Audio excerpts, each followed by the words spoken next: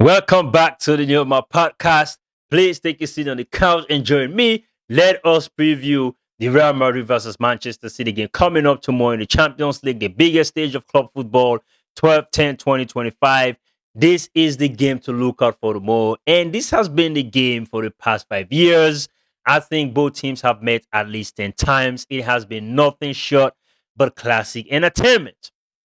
Now, if you ask both teams and their fans whether they like the position they are right now in terms of the performances by their own standards, they will tell you no.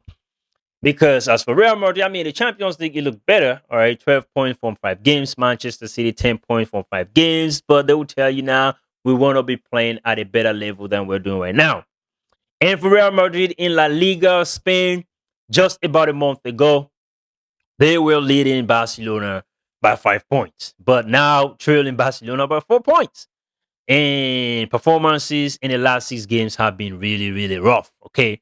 Over in England in the EPL, Manchester City, well, they are having their own ups and downs, but to be sincere, they look like they are picking up a lot more better than Real Madrid. They are only 2 points behind Arsenal, and they have got a lot of their injured players back, apart from three key players that they're missing right now: Kovacic, Rodri, and John Stones. For Real Madrid, it is very unfortunate. Six defenders are on the injury list. David Alaba, Eder Militao, Trent Alexander-Arnold, Danny Carvajal, uh, Dean Housen, as well as Falamendi. Now, I'm hearing some unfortunate news about Camavinga and Kylian Mbappé. I think they are probable, but I think they're going to play.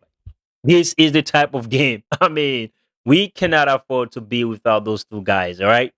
So, well, we're not going to make any excuses because of the injuries, because I still believe if we start strong, we will be able to give Manchester City a lot of problems. I'm still confident about the fact that we have talented players, all right? The only problem is, and I don't know why that is the case, is the level of commitment.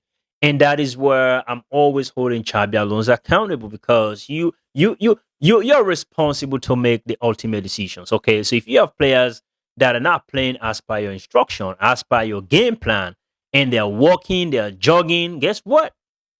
Then you take them out. So if you're not making those decisions, we cannot continue to say, oh, well, the players are not playing with a level of commitment and da da da da. Well, how about you make some changes? Play those that are willing to play, right? We have talented players on the bench. It's a matter of, all right, give them some more playing time. Before I get to the predicted 11, real quick, I just want to touch on something that have been bothering me. All right. This thing is the Santiago Bernabeu and the badge. We have been misusing Santiago Bernabeu, all right, to try to scare our opponents by saying, oh, we're at the Santiago Bernabeu, we are the Santiago Bernabeu. There were times we don't even need to say that, because teams know they're going to the Santiago Bernabeu and they know what is awaiting them. Not anymore. So it is annoying that we're saying it now, because we didn't even have to say it. But now we're saying it and not even backing it up. All right. So to me, it seems like we are trying so hard to make opponents be afraid. And that is not what we should be doing. We shouldn't be using words to make them be afraid. We should be using our performances, because the history is there. It is there. And that is what, they used to be afraid of, because they're watching our performances, they're watching our games, and they know, everybody knows, we are not threatening. We are weak. So it is pointless, for Real Madrid to be saying this. And I say that because I heard Xabi Alonso talking about the atmosphere at Madrid. Just to paraphrase, when he was asked about the Celta Vigo game, he said, well, we've drawn a conclusion in the Celta Vigo game. We're looking forward to playing the Manchester City game. This is the Champions League and blah, blah, blah, blah. All right. I think we should just pump the brakes on that. Same thing with Rodrigo against Celta Vigo. He was yellow carded because he said this to the ref, and I'm paraphrasing again. Well, take a good look around where you're standing. This is Santiago Bernabeu. This is the Real Madrid badge. Hello. The ref knows. Why are you trying to intimidate the ref with that? So that is your problem. All right. You guys have failed to consistently put up the required performance that will inflict fear in our opponents. So now you are feeling the need to say it. And it was the same thing last season or against Arsenal. When 90 minutes at the Santiago Bernabeu is long. This is the Santiago Bernabeu, nothing is impossible. Blah, blah, blah, blah, blah. But I'll tell you what, from Santiago Bernabeu himself through to Don Alfredo Di Stefano to Cristiano Ronaldo, I tell you, they were not just talking. They were backing it up. And that is if they had to talk. All right. Without that, they were not even saying anything because you're coming in. You know what is awaiting you at the Santiago Bernabeu. It goes without saying. All right. I just want to put that out there real quick because it is bothering me. It is getting on my nerves. And for some reason, some of us Real Madrid fans that would demand performances from, guys like Vini and the rest, you have fans that'll be like, oh, well, they have won 2 Champions League and whatnot. Well, I tell you what, you guys can be in that prison, all right, with those 2 Champions League that they have won for you. But I'm looking at players that they have not even reached the ceiling, and it is so far away. But they just lack that understanding, that Madrid DNA, that determination, and recognition of, all right, this is the club that we are playing for. Vini's what, 25? Rodrigo 24? How long are we going to sit by and let him ride on these 2 Champions League as if they were the very best players? No. Other players were contributing. But for some reason, he had just gone up the head in the wrong way. But what have they done for Brazil? Nothing. Absolutely nothing. All right. When you talk about legends, legit superstars, we're talking about seasons after seasons after seasons of consistent performance. Delivering top moments almost every single time. You cannot put 3 seasons together for Vinicius Jr. But for some reason, we cannot ask for more. Let me get to the selection itself, okay? Xabi Alonso, we know he is always with some new formation and whatnot, and some different selections for whatever reason. But I hope he will try to keep this very simple this time. Very simple as possible. We have seen Raul Asensio at right back. Is no brainer. He is not a right back. All right. We have seen Fran Garcia recently, and I tell you what, we don't want to see Fran Garcia. Stop tweaking things. Okay. We have seen Aragule in that deeper midfield role, and he's not even scoring anymore. He's not even assisting. He's not even playing well. What is wrong? And during Alonso's press as well, he was asked about during that Celta Vigo game, same thing, right? And he was like, after every game, I'm paraphrasing, all right? We look at a game and we look at steps that we can take to go forward. I don't think so. 4 La Liga games and we're victorious in only one.